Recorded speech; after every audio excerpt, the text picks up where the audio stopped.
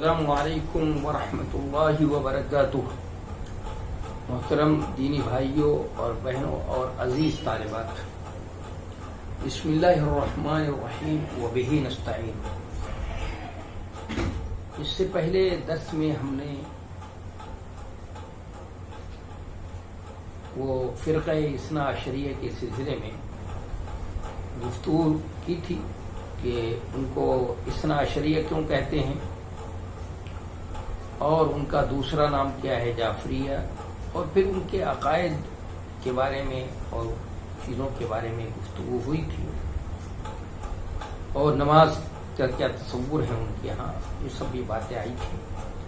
آج جو گفتگو شروع ہوگی زکوٰۃ اور پانچواں حصہ خمس ہوتا ہے کہ اپنے مال کی زکوٰۃ نکالتے ہیں یہ لوگ، یعنی یہ امامیہ فرقے کے لوگ اپنے مال کی زکوٰۃ نکالتے ہیں اور پانچواں حصہ بھی نکالتے ہیں۔ زکوٰۃ فقراء اور مساکین کے لیے مختص ہے، کہتے ہیں کہ یہ زکوٰۃ فقراء اور مساکین کے لیے مختص ہے، اور پانچواں حصہ جو ہے بیت المال سے جو لوگ رجوع کرنے والے ہیں، جو بیت المال سے راجع کریں گے، وہ ان کے لیے حصہ ہوتا ہے۔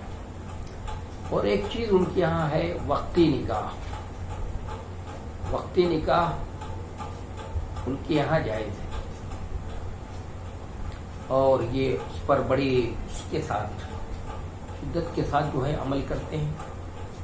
یہ ان کے ہاں وقتی نکاح جائز ہے، جبکہ وقتی نکاح اہل سنت والجماعت کے نزدیک حرام ہے۔ مسئلہ جائز اور ناجائز حرام کے بات ہے، ان کے یہاں جائز ہے یہ چیز، اور اہل سنت والجماعت کے یہاں کے نزدیک حرام ہے، کیونکہ نبی صلی اللہ علیہ وسلم نے غزوہ خیبر کے موقع پر اس کو حرام قرار دیا تھا، جو صحیح اور مستند حدیثوں سے ثابت ہے۔ کیونکہ اسلام میں وقتی نکاح ہے نہیں، جو کسی چند ایک دن کے لیے ہو، 2 دن کے لیے ہو، یا 1 گھنٹے 2 گھنٹے کے لیے ہو، اس طرح کوئی اسلام میں کوئی نکاح کا کوئی تصور نہیں ہے۔ اسلام نکاح تو ہوتا ہے اس کے لیے زندگی بھر کے لیے، بلکہ ابد الآباد کے لیے رشتہ ہوتا ہے، اور اس لیے ہوتا ہے کہ اس کو قائم و دائم رکھا جائے۔ اس کو میثاقاً غلیظہ کہا گیا ہے، بہت پختہ میثاق اور عہد اور معاہدہ ہوتا ہے۔ اس لیے نہیں ہوتا کہ اس کو وقتی طور پہ کیا جائے اور توڑ دیا جائے، لیکن جن کے یہاں یہ وقتی نکاح جائز ہے، انہوں نے اس کو جائز قرار دیا۔ معلوم نہیں کیا ان کے پاس دلائل ہے، جبکہ نبی علیہ الصلوۃ والسلام نے بہت ہی صراحت کے ساتھ، اور اس سلسلے میں صراحت کے ساتھ غزوہ خیبر کے موقع پر آپ نے حرام قرار دیا ہے، اور اس سلسلے میں بڑی مستند حدیثیں موجود ہیں ہمارے پاس، باقاعدہ ایسی مستند حدیثیں مضبوط اور ٹھوس ہیں۔ اگر کوئی پڑھنا چاہے تو کتاب فقہ السنہ، سید صاحب علامہ سید صابق رحمۃ اللہ علیہ کی کتاب ہے، 2 جلدوں کے اندر وہ کتاب ہے، اور اردو میں بھی اب وہ کتاب آ چکی ہے، وہ انسائکلوپیڈیا کی حیثیت رکھتی ہے وہ کتاب۔ اور اگر کوئی مزید اور تفصیل پڑھنا چاہے تو علامہ ابن رشد کی کتاب ہے اور بدایت المجتہد، اس کے اندر بھی تفصیل سے پڑھی جائے، اس کے اندر بھی حدیثوں کی تخریج کی گئی ہے، اور جو میں نے فقہ السنہ بتائی کتاب، اس کے اندر بھی حدیثوں کی تخریج موجود ہے۔ تو حدیثوں کا پورے حوالے کے ساتھ انہوں نے، اور مستند حدیثوں کے حوالے کے ساتھ اس کو لکھا ہے، اور کوئی تفصیل پڑھنا چاہے تو پڑھ سکتا ہے۔ یہ ان کے یہاں جو ہے یہ حرام کاری کی ایک شکل ہے، اور اس کی وجہ سے یہ جو ہے نا حرام کاری کرتے ہیں۔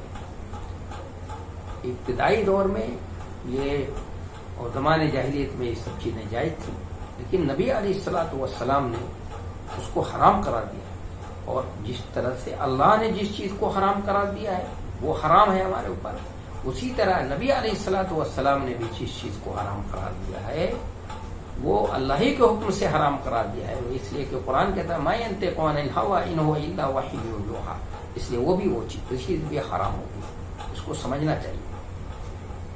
ایک چیز ہے ان کے تقیہ، وہ تقیہ کر لیتے ہیں، اور تقیہ کر کے اپنے کو دوسروں کے ساتھ شامل کر لے، دوسروں میں شامل کر لیتے ہیں۔ تاکہ ان کے شر سے اور ان کی تکلیف سے، ان کی اظہار ثانی سے محفوظ رہیں۔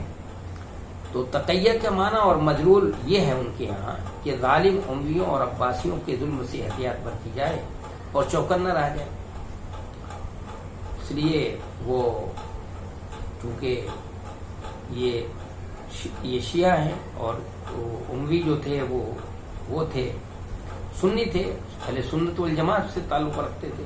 تو مثلا حضرت معاویہ رضی اللہ تعالیٰ عنہ کی موت کے موقع پر ان کے وفات کے دن جو ہے وہ جشن مناتے تھے، تو اس کو خفیہ طور پہ مناتے تھے، چھپ کر مناتے تھے تاکہ ان کی شر، اور ان کے شر سے بچنے کے لیے کبھی ان کے ساتھ بیچ میں نماز بھی پڑھ لیتے تھے۔ میں نے جب میں کویت میں رہتا تھا اور وزارت الاوقاف کے اندر، تو وزیر الاوقاف صاحب رہتے تھے، ایک شیعہ تھا عراق کا رہنے والا، تو جب وہ رہتے تھے تو پیچھے نماز پڑھ لیتا تھا وہ، اور جب نہیں رہتے تھے تو اپنا تنہا نماز پڑھتا تھا۔ تو میں نے ایک دن اس سے پوچھا کہ ارے بھائی کیا بات ہے، تم جب وزیر صاحب موجود ہوتے ہیں تو تم تو نماز پڑھ لیتے ہو ساتھ میں ان کے پیچھے، اور جب نہیں رہتے ہیں تنہا پڑھتے ہو؟ تو اس نے کہا کیا سمجھتے ہیں آپ کہ میں ان کے پیچھے پڑھتا ہوں؟ میں فرادہ کی نیت کرتا ہوں۔ دیکھ رہے ہیں آپ، یہ ہے شرارت ان کی تھی، یہ تقیہ ہے ان کے یہاں کہ خفیہ طور پر یعنی یہ کر کے اس طرح سے ان سے جو ہے کیا کیا جائے، بچ لیا جائے، اور کہا جائے ہم تو آپ کے ساتھ ہیں، ہم میں اور آپ میں کوئی فرق نہیں ہے۔ تو یہ شیعہ جو ہیں اس تقیہ کو صحیح اور درست ثابت کرنے کے لیے سورہ نحل کی آیت الا من اکرہ وقلبہ مطمئن بالایمان سے استدلال کرتے ہیں، جبکہ یہ آیت جو ہے حضرت عمار ابن یاسر کے سلسلے میں نازل ہوئی ہے، لیکن شیعہ اس کو جہاں چاہتے ہیں استعمال کر لیتے ہیں۔ آپ تفصیل کے لیے دیکھنا چاہیں تو جواد مغنیہ میں جو ہے اس کا تفصیل بیان دیکھ سکتے ہیں۔ فرقہ امامیہ کی فقہ، ان کی فقہ میں ہے کہ سورہ فاتحہ کے بعد آمین کہنا جائز نہیں ہے۔ اس سورہ فاتحہ قرآن میں پڑھتے ہیں تو آمین نہیں کہتے۔ ہر سورہ اور ہر سورہ فاتحہ پڑھنے سے پہلے، ہر سورہ اور سورہ فاتحہ پڑھنے سے پہلے بسم اللہ پڑھنا ضروری ہے، یعنی وہ جز مانتے ہیں۔ اور سفر میں روزہ نہ رکھنا ضروری اور عظیمت ہے، رخصت نہیں ہے۔ ہمارے یہاں رخصت ہے، ان کے یہاں عظیمت ہے روزہ نہ رکھنا، اور وہ ضروری ہے روزہ نہ رکھے۔ اور میت کی نماز جنازہ 5 تکبیروں سے پڑھی جاتی ہے ان کے یہاں، پڑھی جائے گی، اور میت کو ان کے مخصوص قبرستان میں دفن کیا جائے گا۔ جو ان کا مخصوص قبرستان ہوتا ہے اس کو مقبرۃ المومنین کہتے ہیں، یعنی گویا اب وہ خود مومن ہیں اور دوسروں کو اپنے جو ہے وہ مسلمان اور غیر مسلم کو سمجھتے ہیں۔ اور نماز جنازہ باوضو پڑھنا ضروری نہیں ہے ان کے یہاں، کیونکہ وہ ایک دعا ہے اور دعا کے لیے وضو شرط نہیں ہے ان کے نزدیک، جبکہ نبی علیہ الصلوۃ والسلام نے فرمایا ہے کہ لا تقبل صلاۃ بغیر طہور، کہ کوئی بھی نماز بغیر طہارت کے قابل قبول نہیں ہے۔ کوئی بھی نماز، چاہے وہ سجدہ تلاوت ہو، جنازے کی نماز ہو، یا کوئی بھی نماز ہو، وہ قابل قبول نہیں ہے۔ یعنی نکرہ تحت نفی ہے، اور نکرہ تحت نفی ہو تو وہاں پر جو ہے اس کا عموم کا فائدہ ہوتا ہے، یعنی عام کوئی بھی نماز جو ہے وہ بغیر وضو کے وہ جائز ہی نہیں، صحیح نہیں، قبول نہیں کی جائے گی، قابل قبول ہے ہی نہیں۔ اور یہ قبول اصابت کی نفی ہے کہ اس کی نماز قبول ہے، اس کے ذمے سے وہ فرض ثابت نہیں ہوگا۔ لیکن ان کے ہاں سجدہ تلاوت بھی بغیر وضو کے جائز ہے، اور نماز جنازہ بھی جائز ہے۔ میراث ان کے یہاں ان وارثوں کو جن کے حصے مقرر ہیں وصیت کرنا جائز ہے، جبکہ اہل سنت والجماعت کے یہاں جائز نہیں ہے، کیونکہ بخاری شریف کی حدیث ہے کہ نبی علیہ الصلوۃ والسلام نے فرمایا ہے لا وصیت لوارث، کہ عورتیں وارث کے لیے کوئی وصیت نہیں، لیکن انہیں اہل سنت والجماعت سے چونکہ اختلاف کرنا ہے تو اس لیے ان کے ہاں اس وارث کو بھی وصیت کرنا جائز ہوگا جس کے حصے مقرر ہیں قرآن کے اندر، جس کے وہ حصوں کی اللہ تبارک و تعالیٰ نے وضاحت کر دی۔ اور عورتیں صرف مکانات اور صاحبان اور فرش وغیرہ کی وارث ہوں گی. غلام ہو یا جانور ہو تو اس کی وارث نہ ہوں گے. مردوں کے اسبہ نہیں ہوتے ہیں اور رشتے کا اعتبار ہوتا ہے. عورتوں کے رشتہ دار بھی مردوں کی طرح ہوتے ہیں. چنانچہ بیٹی کا لڑکا ہر قسم کے بھائیوں کو محجوب کر دے گا. ان کے ہاں مسلمان غیر مسلم کا وارث ہو سکتا ہے خواہ کتنے ہی اختلاف ہو مذہب و دین میں. البتہ غیر مسلم مسلمان کا وارث نہ ہوگا. یہ ان کے ہاں ہے. اور ایک چیز اور ہے ان کے ہاں، غم کرنا، رونا. شیعوں کے نزدیک جو ہے ان کا یہ طریقہ ہے، سینہ پیٹنا، چیخنا، چلانا. اس کو سمجھنے کے لیے کوفہ کے لوگوں نے حضرت حسین رضی اللہ تعالی عنہ کو بلایا تھا. پھر غداری کرتے ہوئے انہیں دشمنوں کے حوالے کر دیا اور ان کی کوئی مدد نہیں کی. اور 10 محرم الحرام کو واقع کربلا جو ہے ہوا، جس دن حضرت حسین رضی اللہ عنہ کو مظلوم شہید کر دیا گیا. اس پر پوری دنیا نے غم کے آنسو بہائے. کوفہ والوں کو بھی شرمندگی ہوئی. اب جا کر ان کی قبر پر آنسو بہاتے ہیں. یہ شیعہ جو ہیں ان کی قبر پر آنسو بہاتے ہیں اور کہتے ہیں کہ اے رب، نواز رسول کے ساتھ ہماری بے وفائی اور عہد شکنی کو معاف فرما. چنانچہ اب ہر سال محرم کے مہینے میں ان کی قبر پر حاضری دیتے ہیں، روتے ہیں، چیختے چلاتے ہیں، نوحہ خوانی کرتے ہیں. وہاں جا کر زنجیروں آگ کا ماتم کرتے ہیں. اور انہوں نے اس کام کے لیے خلیج کے ہر ملک کے اندر، ہر شہر ملک میں انہوں نے اس کام کے لیے ایک جگہ مخصوص کر لی. اس کو حسینیہ کہتے ہیں. ارے یہاں تو سڑکوں پہ کرتے ہیں لکھنؤ وغیرہ میں، لیکن وہاں خلیج کے ملکوں میں ان کو سڑکوں پر کرنے کی اجازت نہیں ہے. اس کے لیے انہوں نے کہا کہ اپنے مخصوص جگہ بنا لو حسینیہ، اسی میں اپنا جو ہے وہ کیا کرتے ہیں، وہ ماتم کرتے ہیں. ایک سوال خود بخود ابھر کر سامنے آتا ہے یہاں پر اور ان سے کرنے کو جی چاہتا ہے کہ آخر حضرت حسین رضی اللہ عنہ پر کیوں اس قدر آہو بکا؟ نبی صلی اللہ علیہ وسلم، حضرت علی رضی اللہ تعالی عنہ اور حضرت حسن رضی اللہ عنہ پر کیوں نہیں بھائی؟ ان کے اوپر کیوں نہیں ہوتا کرنا چاہیے؟ سب سے پہلی بات تو کہ اگر آہو بکا اسلام میں جائے ہو تو ان کے اوپر ہمیں ہونا چاہیے. لیکن آپ کو معلوم ہے کہ اسلام کے اندر یہ آہو بکا کرنا صحیح نہیں ہے. سب کو معلوم ہے کہ اسلام میں کسی کے لیے اپنے کسی مردے پر 3 دن سے زیادہ غم کرنا، سوگ منانا جائز نہیں ہے. بے شمار اس کی دلیلیں موجود ہیں ہمارے پاس. صرف بیوی کے لیے جائز ہے کہ وہ اپنے شوہر کی جدائی پر 4 ماہ 10 مہینے سوگ منا سکتی ہے. بس اس کی اجازت ہے. قرآن میں اللہ تبارک و تعالیٰ نے اس کو اجازت دی ہے. لیکن اس کے علاوہ کسی اور کے لیے بالکل کسی طرح سے بھی جائز نہیں ہے ان کو سوگ منانے کی اور اس پر غم کرنے کے لیے کوئی اجازت نہیں. 12 امام سب کے سب خانوادے رسول سے ہوں گے. ابھی ان کو میں نے بتایا تھا کہ ان کو اثنا عشریہ کہا جاتا ہے. کیوں کہا جاتا ہے؟ کیونکہ ان کی عقیدہ ہے کہ 12 امام ہیں اور یہ 12 امام جو ہوں گے سب کے سب خانوادہ رسول سے ہوں گے. حضرت علی رضی اللہ تعالی عنہ انہوں نے اپنے سے پہلے والے خلفائے راشدین سے بیعت کی اور ان کے ساتھ وزیر کی حیثیت سے کام کیا. یہ ان کا عقیدہ ہے. انہوں نے بیعت تو کی تھی اور ان کے ساتھ ایک وزیر کی حیثیت سے کام کیا تھا.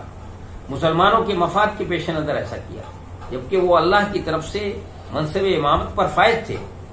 اور انہوں نے حضرت ابوبکر صدیق رضی اللہ عنہ کی وفات کے بعد ان کی بیوی سے شادی کی اور اپنی بیٹی ام کلثوم کی شادی حضرت عمر رضی اللہ عنہ سے کی. ان سے پوچھنا چاہیے کہ حضرت ابوبکر صدیق کو برا بھلا کہتے ہو، انہوں نے تو ان کی بیوی سے شادی کی. حضرت عمر فاروق کو برا بھلا کہتے ہو، وہ اپنی بیٹی کی شادی ان سے کر دی. بتاؤ کیسے کر دی؟ کیونکہ تم اگر یہ سمجھتے ہو کہ دباؤ میں، یہ بات تمہاری غلط ہے. حضرت علی رضی اللہ تعالیٰ عنہ کسی کا دباؤ قبول کرنے والے، چاہے وہ حضرت عمر فاروق ہوں چاہے کوئی ہو. ایسی کوئی بات نہیں. خوشی یہ کام انہوں نے کیا ہے. اور حضرت ابوبکر صدیق رضی اللہ عنہ کی بیوی سے بھی شادی کی.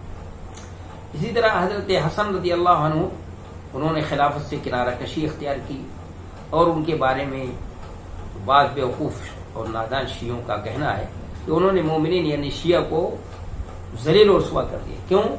کہتے ہیں کہ انہوں نے امیر معاویہ رضی اللہ عنہ وارضا سے کے ہاتھوں پر بیعت کر لی. امت میں جو انتشار تھا اس انتشار اور اختلاف کو ختم کر دیا. تو وہ اس کی وجہ سے وہ کہتے ہیں کہ انہوں نے امت کو نعوذ باللہ ذلیل کر دیا. تو میں ان سے یہ سوال کرتا ہوں کہ اگر تمہارے نزدیک تو امام ہیں وہ حضرت حسن، اور امام تو معصوم ہوتا ہے، تو تم کو جب انہوں نے حضرت امیر معاویہ رضی اللہ عنہ سے بیعت کی تو تم حضرت امیر معاویہ رضی اللہ عنہ کو گالیاں کیوں دیتے؟ حضرت امیر معاویہ رضی اللہ تعالیٰ عنہ کو برا بھلا کیوں کہتے ہو؟ انہوں نے تو ان سے بیعت ان کے ہاتھ پر بیعت کی، انہوں نے خلیفہ تسلیم کیا اس کو. اور تیسرے خلیفہ حضرت حسین رضی اللہ عنہ نے حضرت امیر معاویہ رضی اللہ عنہ سے بیعت کی، انہوں نے بھی بیعت کی ہے. تمہارے یہاں خلیفہ معصوم ہوتا ہے. البتہ یزید سے پہلے بیعت نہ کی تھی. 5 لوگوں نے بیعت نہیں کی تھی جو امیر معاویہ نے حضرت امیر معاویہ رضی اللہ عنہ اپنی زندگی میں بیعت لینے کی، یزید کی بیعت لینے کی کوشش کی تھی. تو یہ 5 لوگوں نے نہیں کی تھی، اس میں حضرت حسین رضی اللہ عنہ. لیکن بعد میں کوفہ اسی لیے گئے تھے. میں نے تفصیل سے بھی باقی کربلا پہ جو محاضرہ دیا ہے جو میرے لنک پر موجود ہے، اسی لیے گئے تھے تاکہ اس سے بیعت کر لیں، جیسا کہ حضرت عبداللہ ابن عباس کے خط سے معلوم ہوتا ہے. میں نے اس خط کا حوالہ بھی دیا. عبداللہ ابن عباس رضی اللہ تعالیٰ عنہ کے خط سے معلوم ہوتا ہے جو انہوں نے یزید کو ان کے کوفہ کے سفر کے موقع پر لکھا تھا. اس لیے اس کو سمجھنا چاہیے. تو جب انہوں نے بیعت کی تو تم کیوں ان کو نہیں مانتے ہو؟ بھائی تمہارے یہاں تو خلیفہ معصوم ہے. تو حضرت حسین رضی اللہ عنہ نے بیعت کی، حضرت حسن رضی اللہ عنہ نے کی. اسی طرح چوتھے خلیفہ علی زین العابدین ہیں. اب محمد الحنفیہ جو حضرت علی کے بیٹے ہیں انہوں نے حضرت معاویہ رضی اللہ عنہ سے بیعت کی، انہوں نے بھی کی. چوتھے خلیفہ ہیں علی زین العابدین رضی اللہ رحمۃ اللہ علیہ. انہوں نے حضرت امیر معاویہ رضی اللہ عنہ سے بیعت کی تھی. ان کے بیٹے زیدیہ فرقے کے امام ہیں، عباسیوں نے ان کو قتل کر دیا تھا. 5ویں خلیفہ ہیں محمد باقر رحمۃ اللہ علیہ. انہوں نے حضرت ابوبکر صدیق کی نواسی ام عروہ سے شادی کی تھی. اور 6 خلیفہ ہیں جعفر صادق رحمۃ اللہ علیہ. ان کے دادا اور نانا حضرت ابوبکر صدیق رضی اللہ عنہ ہیں. انہوں نے فرمایا ولدنی ابوبکر مرتین، کہ ابوبکر صدیق رضی اللہ عنہ مجھے 2 مرتبہ جنا ہے. یعنی میں دادیالی اعتبار سے اور نانیالی اعتبار سے ان سے قریبی تعلق ہے. اور 7ویں موسیٰ کاظم ہیں، اور 8ویں علی ابن موسیٰ رضا، 9ویں محمد ابن علی جواد، 10ویں علی ابن محمد نقی، اور 11ویں حسن عسکری، اور 12ویں امام ان کے جو مہدی منتظر جو سرداب میں غائب پیدا ہو چکے ہیں، لیکن وہ سرداب میں ابھی غائب ہیں. اور وہ جب ان کا وقت آئے گا تو وہ منظر عام پر وہ آئیں گے. یہ ان کا بارے اماموں کے سلسلے میں ان کا نقطۂ نظر ہے. یہ اب اس کے بعد جو ہے ایک فرقہ ہے شیخیہ فرقہ ہے. یہ انہی کا فرقہ ہے. یہ شیخ احمد عصائی ایک بدعقیدہ عجیب و غریب فکر اور سوچ کا حامل شخص تھا. یعنی شیخ احمد عصائی، اس کی عظمت و پاکیزگی کی بہت سی خبریں گڑھی گئی ہیں، لوگوں نے گڑھی ہیں، اور بہت سی باتیں اس کی طرف گڑھ کر منسوخ کی گئی اس کے بارے میں. اس نے فرقے میں ایک نئے مذہب کی بنیاد رکھی جس کو شیخیہ کے نام سے جانا جاتا ہے. اس کے یہاں شیخیہ یہ فرقہ ہے. ان کا عقیدہ ہے کہ محمد صلی اللہ علیہ وسلم کی حقیقت آپ سے پہلے تمام انبیاء کرام میں ظاہر ہو چکی تھی، پھر پورے طور پر اثنا عشریہ کے والد محمد میں نمودار ہوئی، پھر 1000 سال تک چھپی رہی. شیخ احصائی اور سید قادم کشتی میں ظاہر ہوئی. پھر کریم خان کرمانی اور اس کے اولاد میں ظاہر ہوئی. اس کے بعد ابو قاسم خامی منتقل ہوئی. مختلف شکل و صورت اختیار کرتی رہی. پھر در حقیقت اللہ ہی ان کی شکل میں ظاہر ہوا. ان کا عقیدہ ہے کہ محمد صلی اللہ علیہ وسلم اللہ کے رسول ہیں اور 12 ائمہ بھی رشد و ہدایت کے امام ہیں. ان کے یہاں رسالت و امامت کا مفہوم یہ ہے کہ اللہ کی ان شکلوں و صورتوں میں ظاہر ہوتا ہے. چنانچہ ان میں سے کچھ رسول ہوتے ہیں اور کچھ امام ہوتے ہیں.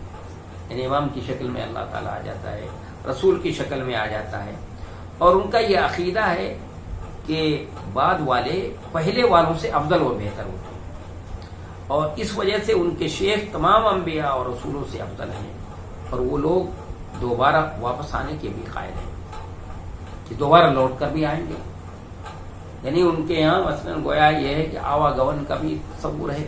یہ تصور بھی ان کے یہاں جو ہندوؤں کے یہاں ہے، غیر مسلموں کے یہاں ہے، یہ تصور ان کے یہاں ہے.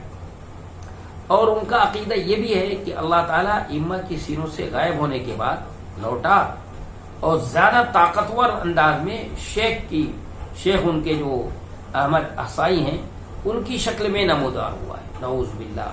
یہ سب ان کے جو ہیں عقائد، ان کا جو شیخیہ فرقہ ہے، ان فرقے کا یہ عقیدہ ہے. اب یہیں پر بات کو ختم کرتے ہیں کیونکہ وقت ہو چکا ہے. اب نہیں چاہتے کہ وہ زیادہ لمبا چوڑا درس ہو، اور تقریباً 20-22 منٹ ہو چکا ہے، اور یہ اتنا جو ہے کافی ہوگا. انشاءاللہ اس کے بعد جو ہے جو دوسرا درس ہوگا تو اس کے بعد جو فرقہ رشدیہ کے سلسلے میں انشاءاللہ بات ہوگی. والسلام ورحمۃ اللہ.